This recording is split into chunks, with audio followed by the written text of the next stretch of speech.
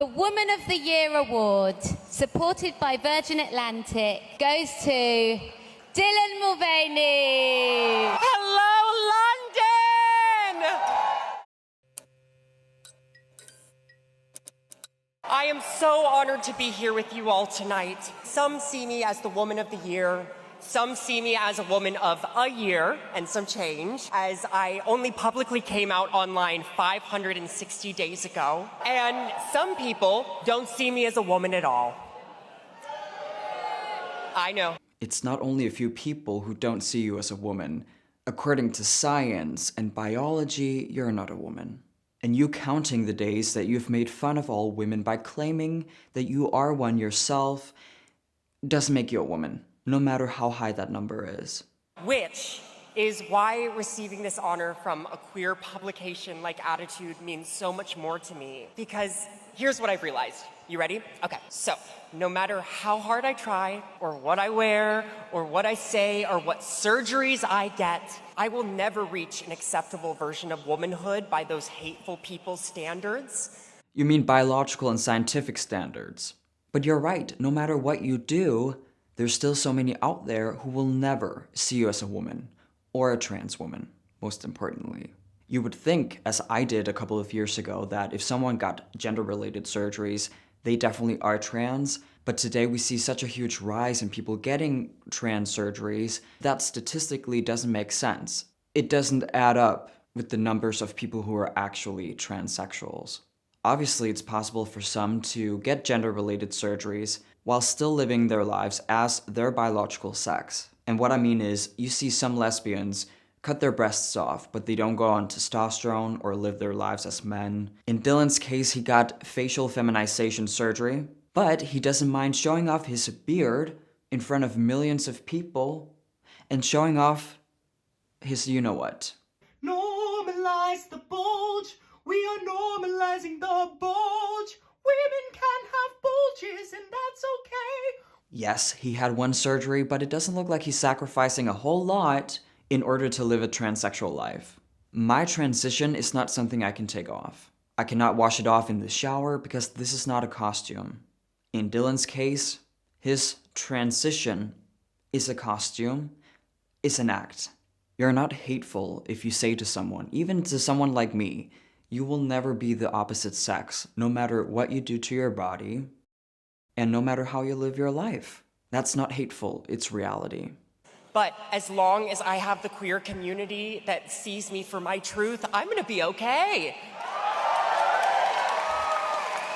And I'm equally grateful that this title is happening in the UK. I came to London on holiday this summer after months of feeling isolated.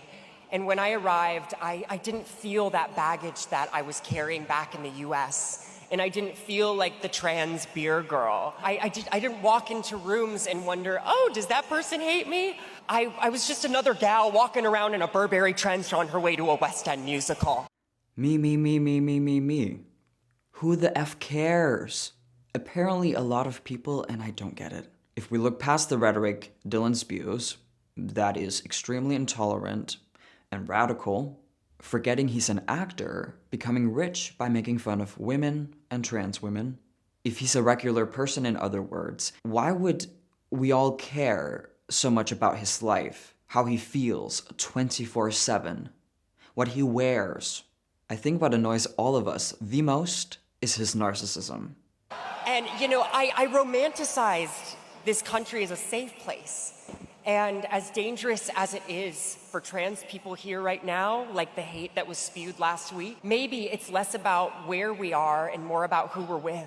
If I'm surrounded by people like you all, that this still can be one of my safe spaces. You really believe that London is a safe space for LGBT people? Look at this.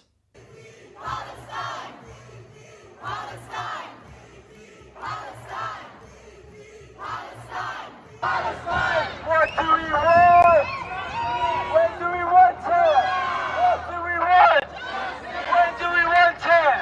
What do we want? No peace, no justice, no justice.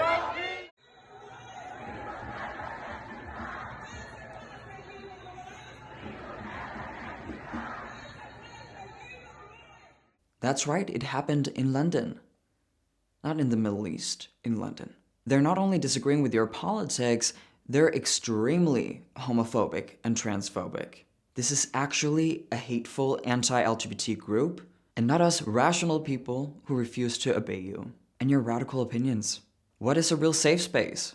You will find homophobia and transphobia everywhere. But what you need to consider, Dylan, is where's the least homophobia and transphobia? Where do you have the most freedom to be whoever you want to be? Coming to Europe, not a good idea, and that's coming from a European. I hate it here sometimes. Just be grateful that you have freedom of speech in the United States, because, trust me, a lot of Americans take it for granted.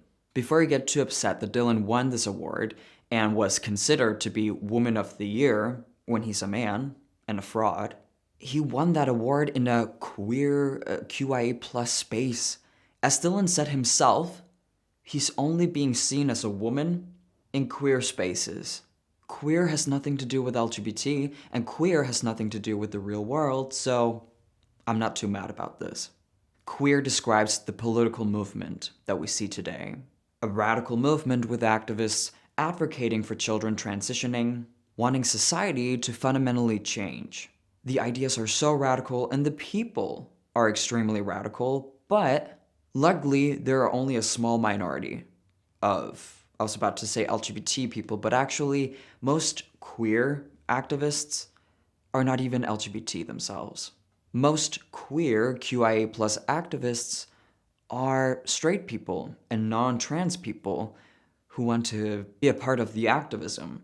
And since you don't have to prove that you're gay or trans, some will just identify as queer, as pansexual, which is bisexuality for straight people.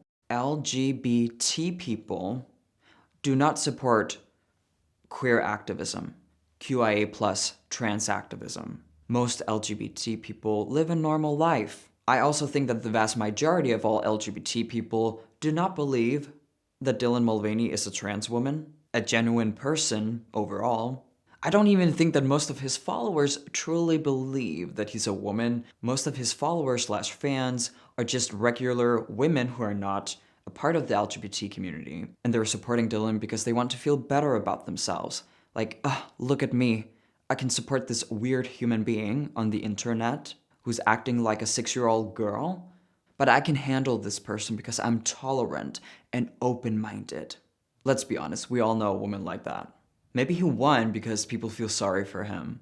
Maybe the mindset is, he's so not a woman, so he must win Woman of the Year.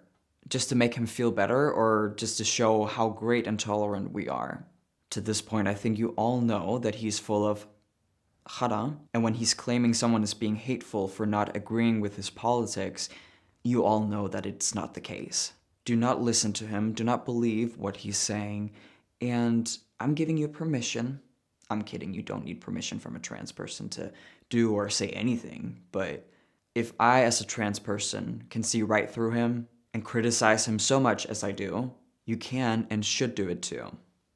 Thank you all for watching this video. If you want to see more content like this, remember to hit subscribe and the notification bell. If you want to support my work, my PayPal is in the description down below, but no pressure whatsoever, because I'm already super grateful for all of you. Remember, you can become a member of this channel. We have so much fun, so come join us. Follow me on Twitter and Rumble, and I'll see you all in my next video. Peace out.